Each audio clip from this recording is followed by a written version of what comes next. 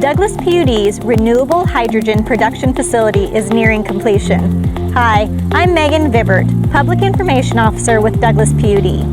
Since 2019, when legislation was passed authorizing PUDs to produce, distribute, and sell renewable hydrogen, a lot has happened. The DOH associates went to work designing the facility. Land was purchased, a new substation, which was necessary for another PUD project, was sited to accommodate hydrogen production too. Lots of site work like subgrading and rocking had to happen before the underground utilities could go in. The storage tank bundles that needed a crane to offload were delivered and anchored to their foundation.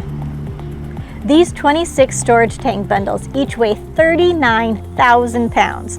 Now each bundle is made of 3 tubes, and each tube is 1 1/8 inch thick carbon steel.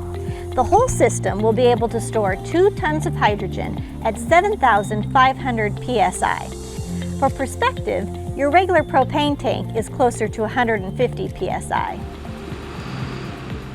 The most visual event happened in October of 2023. The 80 by 136 foot building went up. 44 concrete panels were made off-site, trucked in, and set with a crane on the over 600 cubic yards of concrete in the slab and footings. Since then, contractors have been busy installing equipment, pipe racks, and making connections. Let's take a closer look inside to learn how renewable hydrogen will be produced here.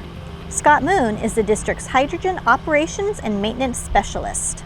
The process for producing hydrogen here at Douglas County PUD's hydrogen facility starts with electricity and water. Well water enters a facility where it is purified.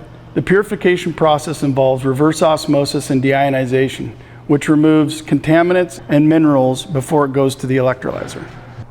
The electricity comes into the facility as 13,200 volts AC. This is our rectifier that converts it to DC amperage and voltage. From there, that DC current comes over. It'll drop down into the 2 cell stacks that'll be in this enclosure where the electrolysis takes place. So that's where the oxygen and the hydrogen are split.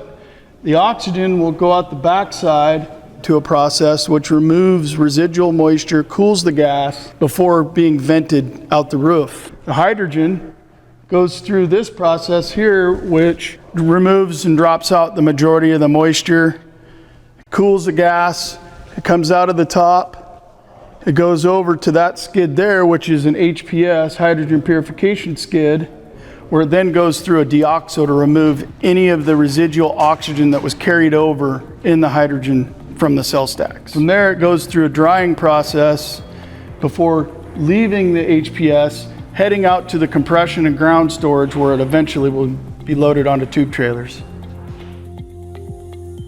Now that we're getting close to producing hydrogen, construction is underway at our East Wenatchee headquarters for the fueling station, where you will be able to fill up your hydrogen-powered car or fast charge your electric vehicle.